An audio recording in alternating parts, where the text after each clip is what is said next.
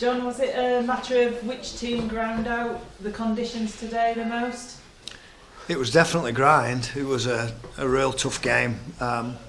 Conditions played a big part in the game, and you know we battled away and hung in there, and we weren't quite at the races, but we came up against an Oldham team that I thought they were really good last week, and it wasn't a coincidence that they beat Sheffield quite comfortably in the end. I thought that today was always going to be a tough game, and I even spoke to my assistant about maybe there'll be 2 points in this. That's how I felt. I just believed that it was always going to be a tough one for us. I didn't expect the pitch to be as bad as what it was. I didn't expect the weather to be like it was. But overall, really pleased with a resolute, composed, mentally tough performance and victory. And it's 2 close games now that Featherstone Rovers have had in the opening 2 rounds of the Kingston Press Championship.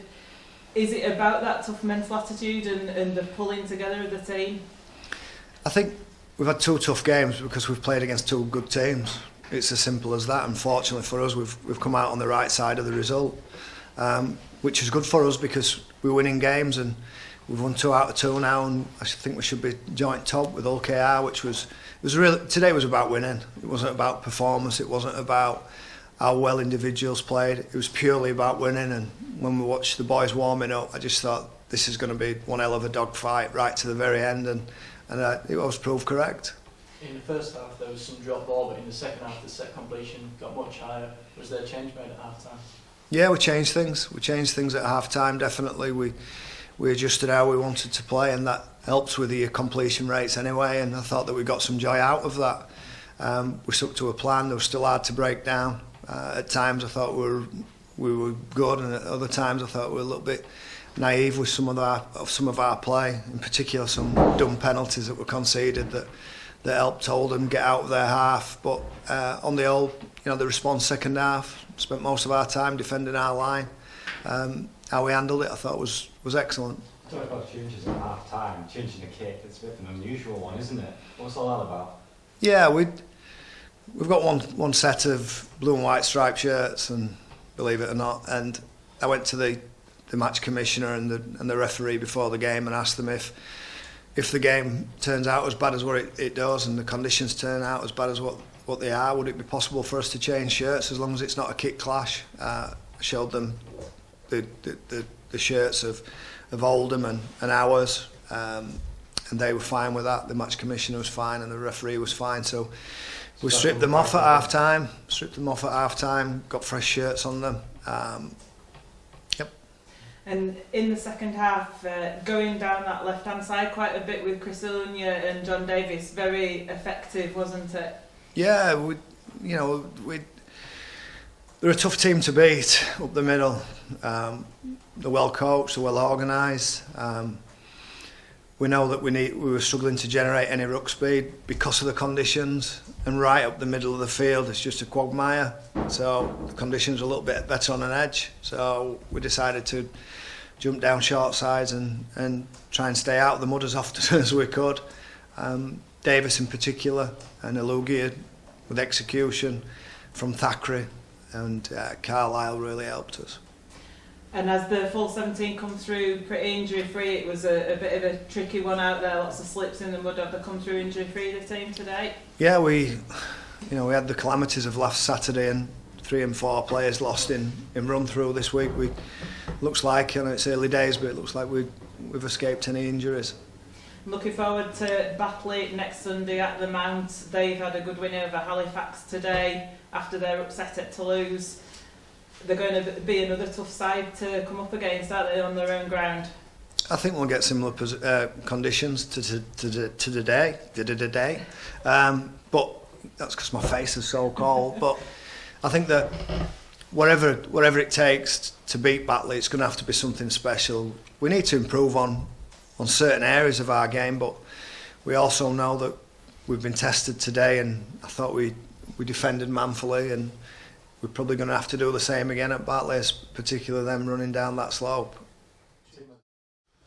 Yeah, it feels a bit weird really being disappointed coming to Featherstone, but I think probably shows where we're at really, or where I think we should be at.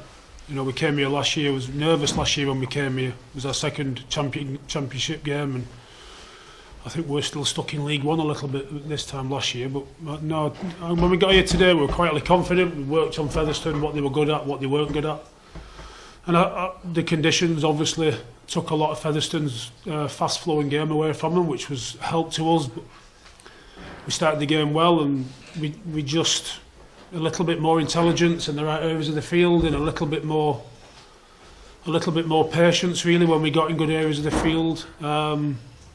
And the penalty count, lost the penalty count 2-1. Don't understand why. I've just watched that game. We lost the penalty count 7-3 in the first half, and 6 penalties were on play 2 or 3 when Featherstone were coming away from the line, which are killers really for your team, but still went in at half time in front. So it's a disappointing result. I think we deserved at least a draw. If we'd have kicked that goal, then we would have probably been going for a drop goal at the end, which would have been a different matter altogether. I'd have walked away with the draw and been massively happy. As it is, I'm massively disappointed, really. It's a strange one, really, to swallow. It was a kickable kick as well, wasn't it? Yeah, I'd have kicked it, I'd have backheeled it over. Was the only blot on an excellent kicking game, though? Yeah, I mean, our kicking games, I mean, Scott won't miss one of them again for the rest of the season. That's not, that's just, he's just missed that one. It's not a reflection on Scott's kicking game or whatever. Our kicking game this season is a hell of a lot better. What we've obviously been working on is trying to trap teams in, but when the officials keep giving penalties against you for different things, when you're trying to trap teams in, it gets a bit frustrating. But I've got a really good bunch of lads, really good, hard-working, good bunch of lads. This year we've added quality to it. I've got 4 or 5 lads not playing that would have easily played last year, in last year's starting 13. Shows the strength that we have. We've just got to take this one on the chin, be disappointed. That kind of shows what we expect of ourselves, and then kick on and just turn up again next week and see what happens next week. You know what, Joy, in the first half with Scott Levenbauer kicking into that top left corner, Yeah. had that body area been highlighted by the team before the game? No, it's just the positioning of some of the defenders from Featherstone, and particularly the fullback. There's quite a bit of space in behind Featherstone. The defensive system, all defensive systems have what you probably call frailties. We just believe that was one of those, and we scored the first try with it, and nearly scored a second try with Dave Hewitt.